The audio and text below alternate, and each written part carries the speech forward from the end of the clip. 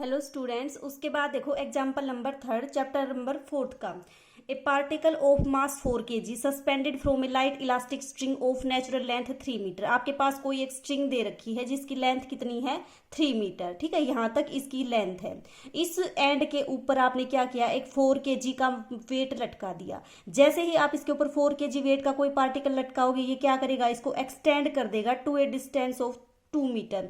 ये इसको 2 metre distance तक क्या कर देगा, नीचे तक एक्सटेंड कर देगा। ठीक है, one end of the string is fixed and a mass of 2 kg is attached to the other end. देखो ये वाला केस तो अलग था कि इसमें आपने क्या किया, 3 मीटर की स्ट्रिंग के ऊपर 4 kg का वेट लगाया, तो क्या किया इसने, इसको एक्सटेंड कर दिया 2 मीटर तक। ठीक है, फिर उसके बाद इसने क्या किया, इसी स्ट्रिंग के एक एंड को तो क्या कर दिया, फिक्स कर दिया, और दूसरे एंड के ऊपर क्या किया इसने, लेंथ कितनी थी इसकी 3 मीटर, दूसरे एंड के ऊपर क्या कर दिया, एक पार्टिकल बांध दिया जिसका मास कितना है आपका 2 kg। आपने इसकी लेंथ मान ली OA। ठीक है, फिर उसके बाद देखो क्या किया इसने, the mass is held so that string is unstressed and is then let गो।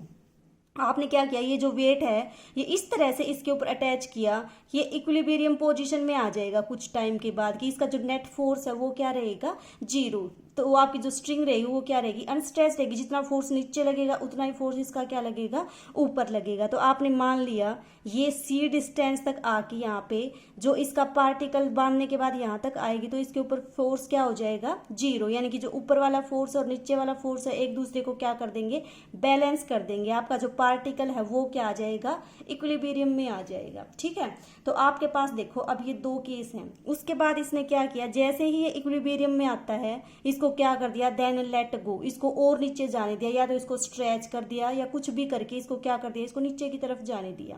ठीक है, तो हमें क्या फाइंड आउट करना है, इसका एम्पलीट्यूड, इसका पीरियड और इसकी मैक्सिमम वेलोसिटी। तो देखो कैसे फाइंड आउट करोगे।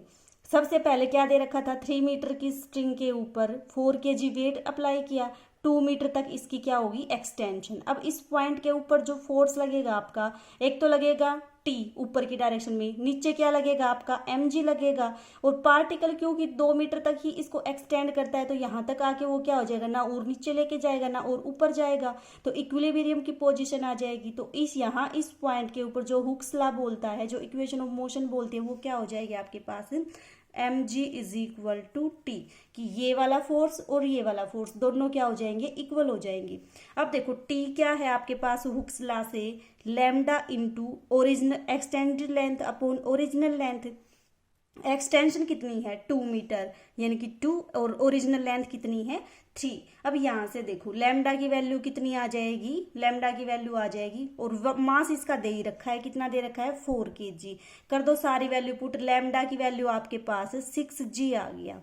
ठीक है, तो ये क्या आ गया आपके पास, मॉडुलस ऑफ इलास्टिसिटी इस स्ट्रिंग की। ठीक है, अब यही स्ट्रिंग यूज करके आपने 2 kg का वेट यहाँ पे अटैच किया। जैसे ही वेट अप्लाई करोगे इसको नीचे लेके जाएगा। आपने मान लिया C पॉइंट पे आके आपका पार्टिकल क्या है, इक्विलिब्रियम में आ जाता है, कि आपका पार्टिकल ना तो नीचे जाता ना ऊपर जाता।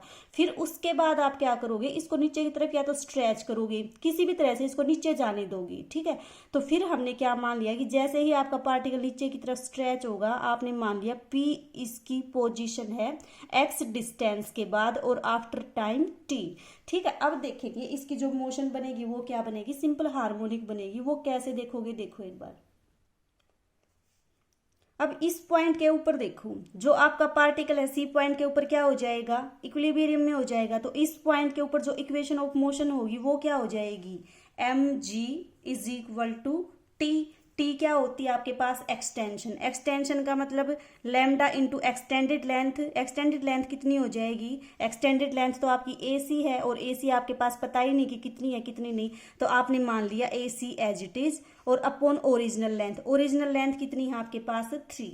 अब देखो G कितना है वेट, इस केस में तो वेट कितना है 2 है आपका, सॉरी M कितना है, M आएगा यहाँ पे, G नहीं M। मास कितना दे रखा है आपको, यहाँ पे था 4, यहाँ पे कितना है 2।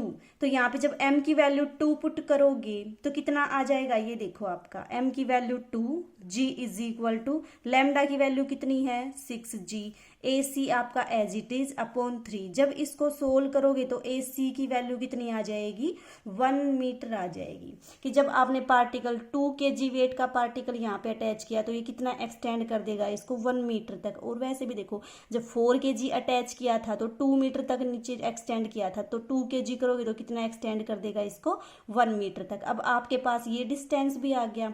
अब देखो जब आपने पार्टिकल को नीचे की तरफ स्ट्रेच किया, आपने क्या मान लिया, P कोई पोजीशन है इस पार्टिकल की x डिस्टेंस के बाद और t टाइम के बाद, तो इस पॉइंट के ऊपर आपकी जो इक्वेशन ऑफ मोशन होगी वो क्या हो जाएगी, वो हो जाएगी आपके पास mass into acceleration is equal to total force. Total force क्या होगा इसका, mg नीचे लगेगा, t ऊपर लगेगा। तो नीचे वाली डायरेक्शन के लिए तो पॉजिटिव, ऊपर वाली डायरेक्शन के लिए t को क्या ले दिया, नेगेटिव ले दिया। कर दो अब इनकी वैल्यू पुट। मास कितना दे रखा है 2 दे रखा है, और आपके पास जी को जी की टर्म में ही रहने दो, ठीक है। अब यहां से जब इसको आप सोल्व करोगे सारे को तो देखो कितना आएगा। सबसे पहले टी निकालो यहाँ पे, इस पॉइंट के ऊपर आपके पास टी की वैल्यू कितनी आ जाएगी, extended length upon original length. Original length कितनी है 3, एक्सटेंडेड लेंथ कितनी हो जाएगी, देखो 1 मीटर तो ये, और एक्स आपका ये पी पॉइंट पे ही देख रहे हो ना, पी पॉइंट तक जो ये एक्सटेंडेड लेंथ है ये कितनी हो जाएगी 1, तो ये प्लस एक्स ये, तो 1 प्लस एक्स। सब की वैल्यू इसमें पुट कर दो, इसको सोल्व करो तो आपके पास क्या रिजल्ट आएगा, देखो ये आ जाएगा t2x over dt square is equal to minus gx। अब ये क्या बन जाएगी आपके पास सिंपल हार्मोनिक मोशन की इक्वेशन, जहां पे आपका g क्या है, g is equal to mu. अब ये आपकी सिंपल हार्मोनिक मोशन है और किस पॉइंट के अबाउट है, अबाउट पॉइंट सी। अब आप तो कहोगे कि सी पॉइंट के अबाउट इक्वेशन ऑफ मोशन ये हार्मोनिक कैसे है, तो देखो जब जिस पॉइंट से आप इसकी पोजीशन को ये एक्स डिस्टेंस लेते हो, इसी को आप क्या बोलते हो, मीन पोजीशन बोलते हो। इसी के अबाउट आपकी जो पार्टिकल की मोशन है वो क्या है, सिंपल हार्मोनिक है, ठीक है। अब देखो म्यू की वैल्यू आ गई, म्यू आ गया तो आपके पास आपको क्या निकालना है, पीरियड निकालना है। पीरियड का क्या फॉर्मूला होता है 2 pi by under root mu, यानी कि 2 pi by under root g. ये तो आपके पास आ गया टाइम पीरियड।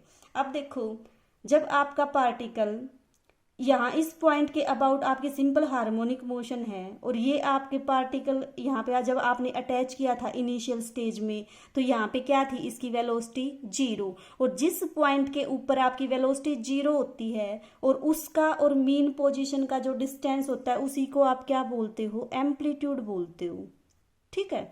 ये आपका क्या हो जाएगा एम्पलीट्यूड। तो एम्पलीट्यूड की वैल्यू कितनी आ गई आपके पास 1 मीटर, यानी कि ए कितना आ गया 1 मीटर। अब देखो आपको फाइंड आउट करनी है मैक्सिमम वेलोसिटी। मैक्सिमम वेलोसिटी का क्या फॉर्मूला होता है, मैक्सिमम वेलोसिटी का फॉर्मूला यही तो होता है अंडर रूट म्यू इंटू ए। अंडर रूट म्यू की वैल्यू कितनी है आपके पास जी, अंडर रूट जी, और ए कितना है आपका 1, तो ये आ गई अंडर रूट जी मीटर पर सेकेंड, ठीक है। और आपके पास जी क्या होता है, एक्सेलरेशन ड्यू टू ग्रेविटी, जिसकी वैल्यू कितनी होती है 9.8। तो ये थी आपकी प्रॉब्लम, ठीक है। अब यहाँ पे एक पॉइंट अराइज होता है, देखो क्या, कि जब आपका पार्टिकल इस ए पोजीशन पे था तो वेलोसिटी होती है 0। अब आप कहोगे कि इस सी वेलोसिटी के सी पॉइंट के ऊपर भी तो जब आपने पार्टिकल को यहाँ से स्ट्रेच किया था तो इक्विलिब्रियम आ गया था, तो इस पॉइंट के ऊपर भी इसकी वेलोसिटी क्या होनी चाहिए 0। और जबकि ये तो आपका क्या है मीन पोजीशन, और मीन पोजीशन पे तो वेलोसिटी 0 होती नहीं। तो ऐसा कुछ नहीं है, ये पता है क्या है, जब स्टार्टिंग में पार्टिकल को आप स्ट्रेच करोगे और यहाँ पे एक और पार्टिकल को बांध दोगे तो यहाँ पे आके वो इक्विलिब्रियम में तो आ जाता है। लेकिन हम क्या डिस्कस करते हैं, जब ये इक्विलिब्रियम में आने के बाद इसको नीचे की तरफ स्ट्रेच करेंगे तो तब उसके बाद ये ऊपर नीचे जाएगा।